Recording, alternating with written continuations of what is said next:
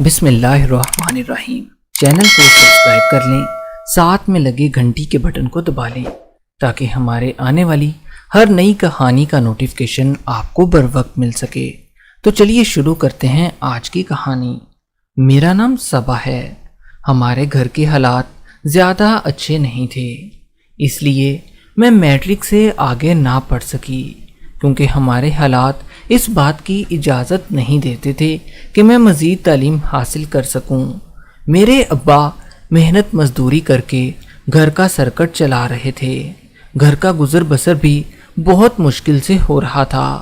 مجھ سے چھوٹی میری ایک اور بہن تھی، ہمارا کوئی بھی بھائی نہیں تھا، اس لیے گھر کے حالات اجازت ہی نہیں دے رہے تھے کہ میں مزید آگے پڑھ سکوں۔ میرے ابا کو اب تقریباً میری شادی کی فکر پڑ گئی تھی، حالانکہ میں نے ابھی میٹرک کا امتحان دیا تھا، اس لیے آج کل میرے لیے نئے نئے رشتے دیکھے جا رہے تھے۔ ہمارے محلے میں ایک آنٹی رہتی تھی جو رشتے کرواتی تھی۔ میری ماں نے اس آنٹی سے بات چیت کرنا شروع کر دی کہ صبا کے لیے کوئی اچھا سا لڑکا ڈھونڈ دو۔ ایک دن وہ آنٹی بہت ہی اچھے گھرانے کا رشتہ لے کر میرے گھر آ گئی۔ میرے گھر والوں کو وہ رشتہ بہت زیادہ پسند آیا، کیونکہ وہ لڑکا پڑھا لکھا تھا، اس لیے انہوں نے لڑکے والے کو فوراً سے ہاں کر دی اور شادی کی تیاریاں ہونے لگی۔ ادھر اس لڑکے کو میں بھی پسند آ چکی تھی۔ جلد ہی میں رخصت ہو کر اپنے شوہر ارحم کے گھر آ گئی، اور ارحم ایک محبت کرنے والا شوہر ثابت ہوا۔ ارحم کی ایک ہی بہن تھی جو شادی شدہ تھی اور اکثر ہمارے گھر میں ہی آ کر رہا کرتی تھی۔ وہ صرف اپنے بچوں کو لے کر ہمارے گھر آ جاتی تھی۔ زیادہ تر وہ میرے سسرال میں ہی رہا کرتی تھی، لیکن میری نند میرے گھر میں بھی رہ کر میرے اوپر ہی حکمرانی کر رہی تھی، حالانکہ اب یہ گھر میرا ہو چکا تھا۔ وہ جب بھی اپنے بچوں کے ساتھ اس گھر میں آتی تھی، اس کے بچے کافی ادھم مچاتے تھے، ادھر ادھر بہت زیادہ گند مچا دیتے تھے۔ مجھے بار بار گھر کی صفائی کرنا پڑتی تھی۔ آخر میں یہ سب کچھ کب تک برداشت کرتی، اور وہ میرے سسرال میں میرے خلاف بہت زیادہ باتیں کرتی تھی، جس سے میری اور میرے شوہر کی مسلسل لڑائی ہو جاتی تھی۔ نہ جانے وہ میرے شوہر کو ایسا کیا کہتی تھی کہ میرا شوہر میرے خلاف ہو جاتا تھا۔ میرا شوہر ایک دم آگ بگولا ہو جاتا تھا۔ اس کی نظر میرے کپڑوں پر ہوا کرتی تھی۔ میں جب بھی کوئی کپڑے پہن کر آتی تو وہ میری طرف دیکھتی رہتی تھی۔ مجھے سمجھ نہیں آتا تھا کہ میری نند میری طرف کیوں دیکھتی ہے، اور نہ جانے پھر وہ میرے شوہر کو ایسا کیا کہتی تھی کہ میرا شوہر مجھے کہنے لگ جاتا، جاؤ جا کر اپنے کپڑے تبدیل کرو۔ وہ ہر وقت میرے شوہر کو بھڑکاتی رہتی تھی، اور جیسے ہی میں امید سے ہوئی، اس نے میرے خلاف میرے گھر والوں کو مزید محاذ بنانا شروع کر دیا، اور مجھے کسی طور پر بھی خوش رہنے نہیں دیتی تھی۔ ہر وقت مجھے کسی نہ کسی بات کے تانے دیتی رہتی تھی۔ ایسا لگتا تھا جیسے وہ میری برسوں پرانی دشمن ہو۔ وہ مجھے بالکل بھی خوش نہیں دیکھ سکتی تھی۔ اپنے شوہر کے آگے اس کی ایک نہیں چلتی تھی، کیونکہ اس کا شوہر بہت ہی معصوم انسان تھا۔ اس نے اپنے شوہر کو اپنے نیچے دبا کر رکھا ہوا تھا۔ میری ساس اور میری نند نے ادھر میرا جینا حرام کیا ہوا تھا۔ میں کسی طور پر بھی خوش نہیں تھی، اور اس حالت میں میرے لیے پرسکون رہنا بہت ہی زیادہ ضروری تھا، لیکن میرے یہاں موجودگی سے کوئی بھی خوش نہیں تھا۔ یہاں تک کہ میری ساس بھی میرے ساتھ رہنا پسند نہیں کرتی تھی۔ میرا شوہر بھی آج کل مجھ سے بہت زیادہ لڑتا تھا، اور جب میرا بچہ پیدا ہوا اس کے ساتھ بھی غیروں والا سلوک کیا جاتا تھا۔ اپنی بیٹیوں کے بچوں کے ساتھ میری ساس بہت اچھا برتاؤ کرتی تھی، لیکن میرے بچوں کے ساتھ بہت برا سلوک کیا کرتی تھی۔ مجھے بالکل سمجھ نہیں آ رہا تھا کہ یہ لوگ میرے ساتھ ایسا کیوں کر رہے ہیں۔ میں نے ان کا آخر کیا بگاڑا تھا؟ میرا شوہر بھی مجھ سے اچھا برتاؤ نہیں کرتا تھا، اب وہ میرے ساتھ بہت بدسلوکی کیا کرتا تھا۔ ایک دن میرے شوہر نے پھر مجھ پر ہاتھ اٹھایا۔ ہماری پڑوسن یہ سارا منظر دیکھ رہی تھی۔ ایک دن میرا شوہر کام پر گیا ہوا تھا۔ میری پڑوسن میرے گھر آئی اور مجھ سے کہنے لگی، یہ لوگ بہت ہی زیادہ ظالم ہیں، سارے محلے والے ان کی باتیں سناتے ہیں، یہ تم پر بھی بہت زیادہ ظلم کرتے ہیں، مجھے تم ایک غریب گھرانے کی لڑکی لگتی ہو، کہیں یہ تمہارا شوہر اپنی ماں اور بہن کے بہکاوے میں آ کر تمہیں تنہا نہ کر دے، اس لیے میں یہاں تمہاری مدد کرنے کے لیے آئی ہوں، ورنہ اس سے پہلے میں اس گھر میں کبھی نہیں آئی۔ اس نے مجھے لال سرخ مرچ دی اور کہا کہ ان لال مرچوں کو ہانڈی میں ڈال کر سب کو کھلا دینا، اور ایک پرچی دی جس پر شاید کچھ لکھا ہوا تھا۔ پھر وہ مجھ سے کہنے لگی، اس پرچی کو اپنے کپڑوں میں چھپا دینا، کسی کو بھی پتہ نہ چلنے دینا کہ میں نے یہ 2 چیزیں تمہیں دی ہیں۔ میں اپنی ساس اور نند سے بہت تنگ آئی ہوئی تھی، اس لیے مجھے یہ سب کرنا مناسب لگا، کیونکہ میرا کوئی بھی قصور نہیں تھا، پھر بھی وہ میرے ساتھ ظالمانہ سلوک کرتے تھے۔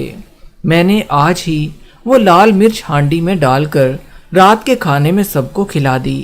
میں اگلے دن کا انتظار کر رہی تھی، کیونکہ مجھے پڑوسن نے کہا تھا کہ اگلے دن یہ سب لوگ تمہارے غلام بن جائیں گے۔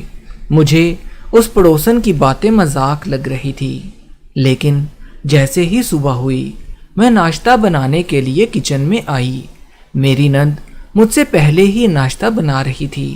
میں یہ دیکھ کر حیران رہ گئی۔ میری نند مجھ سے کہنے لگی، آپ بیٹھ جائیں بھابھی، آپ کو کیا ضرورت ہے ناشتہ بنانے کی؟ میں اپنی نند کا بدلہ انداز دیکھ کر بہت زیادہ حیران رہ گئی تھی۔ اس نے کبھی میری کچن میں مدد تک نہیں کروائی تھی، اور جیسے ہی میں کچن سے باہر آئی میری ساس کا رویہ بھی بہت زیادہ بدلا ہوا تھا۔ وہ مجھ سے بہت ہی زیادہ نرم دلی سے بات کر رہی تھی، ایسا لگ رہا تھا جیسے یہ وہ پہلے والی عورت ہی نہیں ہے۔ مجھے ایسا لگ رہا تھا جیسے یہ سب میرا خواب ہو۔ میرا شوہر میرے ساتھ پہلے ناشتہ نہیں کیا کرتا تھا، آج مجھے بہت پیار سے اپنے ساتھ بٹھا کر ناشتہ کرنے لگا۔ مجھے تو آج یقین ہی نہیں آ رہا تھا کہ یہ سب لوگ وہی ہیں جو مجھ سے پہلے اتنا برا سلوک کیا کرتے تھے۔ یہ سب بدلے حالات دیکھ کر میری آنکھوں میں بہت زیادہ آنسو آ گئے، جسے میرے شوہر نے دیکھ لیا اور وہ میرے آنسو دیکھ کر تڑپ اٹھا، حالانکہ اس سے پہلے اسے میرے آنسوؤں سے کوئی فرق نہیں پڑتا تھا۔ وہ مجھ سے کہنے لگا، تم رو کیوں رہی ہو؟ مجھے بتاؤ کس نے تمہیں کچھ کہا ہے؟ میں تمہیں ایسے روتے ہوئے نہیں دیکھ سکتا، میں تم سے بے پناہ محبت کرنے لگا ہوں، اور تم اپنی آنکھوں میں یہ آنسو مت آنے دیا کرو، یہ آنکھیں آنسو بہانے کے لیے نہیں ہیں۔ میں اس کا اس قدر بدلا انداز دیکھ کر بہت زیادہ حیران ہو رہی تھی کہ کتنے ٹائم کے بعد مجھے میرے شوہر کا بدلا ہوا روپ نظر آیا تھا۔ میرا شوہر مجھ سے کہنے لگا، آج رات تیار ہو جانا، میں اور تم سیر کرنے کے لیے باہر جائیں گے، اور ہمیں آج کوئی بھی نہیں روکنے والا ہوگا۔